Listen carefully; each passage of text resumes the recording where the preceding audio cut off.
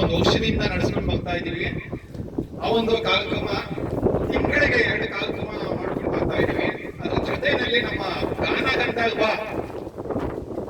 ಅಂತ ಒಂದು ತಂಡ ಇಟ್ಕೊಂಡು ಸ್ಟಾಲ್ ಮೇಕರ್ ಅನ್ನೋ ಒಂದು ಆಪ್ ಅಲ್ಲಿ ಸುಮಾರು 120 ಜನ ಕರ್ನಾಟಕದ, ಬರೀ ಕರ್ನಾಟಕ ಮಾತ್ರ ಅಲ್ಲ, ಮುಂಬೈ, ಕೆಲವು ಅಮೆರಿಕದಲ್ಲಿ ಕೂಡ ಇರುವಂತ ಸ್ವಯಂ ಪ್ರೇರಿತವಾಗಿ ಗಾಯನವನ್ನ ಒಂದು ಹವ್ಯಾಸವಾಗಿ ಮಾಡಿಕೊಂಡಾಗ ಒಂದು 120 ಜನರ ತಂಡ ಇದೆ ಗಾನಗಂಧರ್ವ ಅಂತ.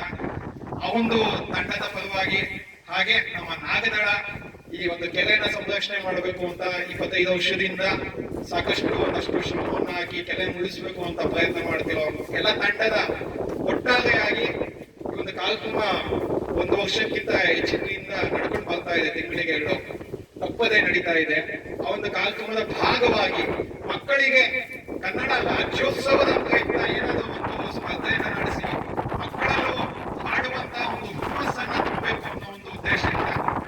ಅಲ್ಲದೆ ಮಕ್ಕಳು ಸಹಜವಾಗಿ ಹಾಡೋದನ್ನು ಕಲ್ತಿರ್ತಾರೆ, ಆದ್ರೆ ಸಂಗೀತದ ಜೊತೆ ಹಾಡುವಂತ ಕಲೆ ಅವರಲ್ಲಿ ಅಷ್ಟು ರೂಢಿ ಆಗಿರಲ್ಲ. ಅವ್ರಿಗೂ ಒಂದು ಅಭ್ಯಾಸ ಆಗ್ಲಿ ಅನ್ನೋ ಒಂದು ಉದ್ದೇಶದಿಂದ ನಾವು ಒಂದು ಆನ್ಲೈನ್ ಕನ್ನಡ ಗೀತೆ ಗಾಯನ ಸ್ಪರ್ಧೆಯನ್ನು ನಾವು ನಡೆಸಿದ್ವಿ. ಆ ಒಂದು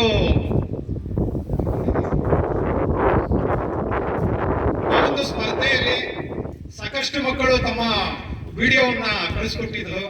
ಅದರಲ್ಲಿ ನಾವು ಪ್ರಮುಖವಾಗಿ 5 ಜನ ಮಕ್ಕಳನ್ನ ಆಯ್ಕೆ ಮಾಡಿ ಅವ್ರಿಗೆ ಒಂದು ಗೌರವನ್ನ ಸಮರ್ಪಣೆ ಮಾಡಬೇಕು ಅಂತ ಇವತ್ತು ಈ ಒಂದು ಕಾರ್ಯಕ್ರಮವನ್ನು ಹಮ್ಮಿಕೊಂಡಿದ್ದೀವಿ. ಈ ಒಂದು ಕಾರ್ಯಕ್ರಮಕ್ಕೆ ನಮ್ಮ ಏನು ಕೆರೆಯನ್ನ ಸಂರಕ್ಷಣೆ ಮಾಡೋದಕ್ಕೆ ಬರೀ ಇಲ್ಲಿನ ಯುವಕರು ಅಷ್ಟೇನೆ ಮುಂದುವರೆದ್ರೆ ಸಾಲದು, ನಮಗೆ ಪೊಲೀಸ್ ಡಿಪಾರ್ಟ್ಮೆಂಟ್ ನ ಸಪೋರ್ಟ್ ಕೂಡ ಬೇಕಾಗಿದೆ. ಯಾಕೆಂದ್ರೆ ಇಲ್ಲಿ ಅನೈತಿಕ ಚಟುವಟಿಕೆಗಳು ಅವ್ಯಾಹತವಾಗಿ ನಡ್ಕೊಂಡು ಬರ್ತಾ ಇತ್ತು. ಕುಡಿಸುತ್ತಿರ್ಬೋದು ಅಥವಾ ಏನೋ ರೋಡ್ ರಾಬರಿ ತರ ಆಗ್ಬೋದು. ಅದಕ್ಕೆ ನಾವು ನಮ್ಮ ಪೊಲೀಸ್ ಇಲಾಖೆನ ಒಂದು ಮನವಿಯನ್ನ ಮಾಡ್ಕೊಂಡಿದ್ವಿ ತುಂಬಾ ಮುಂಚೆ, ನಾಗರಕೆರೆ ಸಂರಕ್ಷಣಾ ಸಮಿತಿಯ ಪರವಾಗಿ ಕೂಡ. ಅದಕ್ಕೆ ಪೊಲೀಸ್ ಇಲಾಖೆಯಿಂದ ಉತ್ತಮವಾದ ಬೆಂಬಲವನ್ನ ಸೂಚಿಸಿ ಇಲ್ಲಿ ಗಸ್ತುನ ಹಮ್ಮಿಕೊಂಡಿದ್ದಾರೆ. ಅದಕ್ಕೆ ಪ್ರತಿದಿನ ತಮ್ಮ ಕಾಯಕದಂತೆ ತಗೊಂಡು ಇಲ್ಲಿ ಬಂದು ಇದನ್ನು ಸಂರಕ್ಷಣೆ ಮಾಡೋದಕ್ಕೆ ಕಾರ್ಯನಿರತರಾಗಿದ್ದಾರೆ. ಈ ದಿನದ ಗಸ್ತಿಗೆ ಬಂದಿರುವಂತ ನಮ್ಮ ಮಲ್ಲಿಕಾರ್ಜುನ್ ಸರ್ ಅವರು, ಜಾಕೀರ್ ಹುಸೇನ್ ಸರ್ ಅವರು, ಅವ್ರಿಗೆ ತುಂಬ ಹೃದಯದ ಆತ್ಮೀಯವಾದ ಈ ಒಂದು ಕಾರ್ಯಕ್ರಮಕ್ಕೆ ಸ್ವಾಗತವನ್ನು ಕೊಡ್ತಾ ಇದ್ದಾರೆ. ಹಾಗೆ ನಮ್ಮ ಅಶ್ವಿನಿ ಮೇಡಮ್ ಅವರಿದ್ದಾರೆ. ಅವ್ರನ್ನಂತ ಮರ್ಯಾದಕ್ಕೆ ಆಗಲ್ಲ.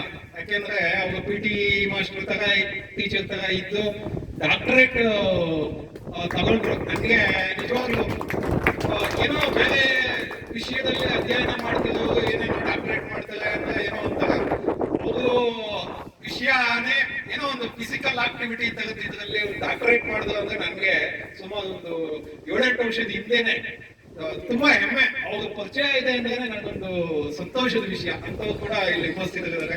ಅವರು ಕೂಡ ತುಂಬಾ ಆತ್ಮೀಯ ಸ್ವಾಗತವನ್ನು ಕೊಡ್ತೇನೆ. ಹಾಗೆ ತನುಜಾ ಮೇಡಮ್ ಅವರಿದ್ದಾರೆ, ಅವರು ಕೂಡ ಗೆದ್ದೆ ಬರ್ಬೇಕು. ಅವರು ಕೂಡ ಇತ್ತೀಚೆಗೆ ಗಾಯನವನ್ನ ನಮ್ದು ಇನ್ನೊಂದು ಉದ್ದೇಶ ಏನಂದ್ರೆ ಎಲ್ಲ ಸಿಕ್ಕಾಪಟ್ಟೆ ಸಖತ್ತಾಗಿ ಆಡೋ ಗಾಯಕರಿಗೆಲ್ಲ ಕರ್ಕೊಂಡು ವೇದಿಕೆ ಕುಂಡಿಸ್ಬೇಕು ಅಂತಿಲ್ಲ. ಯಾಕಂದ್ರೆ ಅವ್ರು ಎಲ್ಲಿಗೂ ವೇದಿಕೆ ಹಂಚ್ಕೊಂಡ್ಬಿಡ್ತಾರೆ. ಯಾಕೆ ಹಾಡೋ ಆಸಕ್ತಿ ಇದೆ, ಆದ್ರೆ ಆಡೋದಕ್ಕೆ ಸಂಕೋಚ ಇದೆ, ವೇದಿಕೆ ಸಿಗ್ತಾ ಇಲ್ಲ, ಅಂತವ್ರಿಗೆ ಒಂದು ವೇದಿಕೆ ಮಾಡೋಣ ಅನ್ನೋ ಒಂದು ಮೂಲ ಉದ್ದೇಶವನ್ನು ಇಟ್ಕೊಂಡು ಈ ಗಾಯನ ಕಾರ್ಯಕ್ರಮ ಗಾನೋದಯ ಅಂತ ನಡೆಸ್ತಾ ಇದ್ದೀವಿ. ಇಲ್ಲಿ ಪಾದಚಾರಿಗಳು ಕೂಡ ಇದರಲ್ಲಿ ಭಾಗವಹಿಸಿ ಆಡ್ಬೇಕು ಅನ್ನೋ ಒಂದು ಉದ್ದೇಶದಿಂದ ಈ ಒಂದು ಕಾರ್ಯಕ್ರಮದಲ್ಲಿ ಈಗ ತಡ ಮಾಡೋದ್ ಬೇಡ, ಸಿಕ್ಕಾಪಟ್ಟೆ ಗಾಳಿ ಮಳೆ ಎಲ್ಲ ಬೀಸ್ತಾ ಇರೋದಕ್ಕೆ ಈಗ ಬಹುಮಾನ ವಿತರಣೆ ಕಾರ್ಯಕ್ರಮವನ್ನ ನೇರವಾಗಿ ಪ್ರಾರಂಭಿಸ್ಬಿಡೋಣ. ಇದು 5 ಬಹುಮಾನಗಳನ್ನ ನೀಡಲಾಗ್ತಾ ಇದೆ. ಅದರಲ್ಲಿ ಇನ್ನೊಂದು ಮುಖ್ಯವಾದ ಏನಂದ್ರೆ, ಬಹುಮಾನವನ್ನ ನಾನು ಯಾವ್ದು ಮೊದಲು ಸೆಕೆಂಡ್ ಅಂತೆಲ್ಲ ನಾನು ನಿರ್ಧರಿಸೋದು ಖಂಡಿತ ಅಲ್ಲ. ಇದನ್ನ ಬಹುಮಾನ ನೀಡಿರುವಂಥದ್ದು ಪ್ರಖ್ಯಾತ ಗಾಯಕರಾದ ಸಂಜಿತ್ ಹೆಗಡೆ ಅಂತ ಹೇಳಿದಾರಲ್ಲ, ಸಂಜಿತ್ ಹೆಗಡೆ ಅವರ ತಂದೆ. ಅವರು ಏನು ವಿಕಲಚೇತನರ ಬಾಳಲ್ಲಿ ಬೆಳಕನ್ನ ತರುವಂತ ಮಹಾನ್ ಕಾರ್ಯ ಮಾಡಿ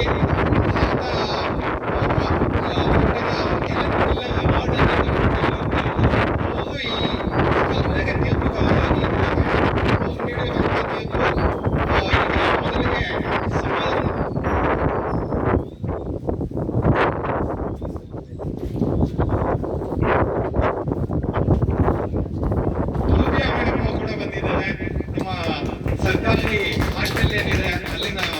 ಮುಖ್ಯ ವಾರ್ಡನಾದವರು ಅವ್ರು ಕೂಡ ವೇದಿಕೆಗೆ ಬರಬೇಕು. ಹಾಗೆ ನಮ್ಮ ವನಿಜಾ ಮೇಡಮ್ ಅವರು ಕೂಡ ಇದ್ದಾರೆ, ಅವರು ಕೂಡ ವೇದಿಕೆಯಲ್ಲಿ ಇರ್ಬೇಕು. ಆಮೇಲೆ ಎಲ್ಲ ಒಟ್ಟಿಗೆ ಗ್ರೂಪ್ ಫೋಟೋ ತಗೊಳ್ಳೋಣ. ಈಗ ಸುಮ್ಮನೆ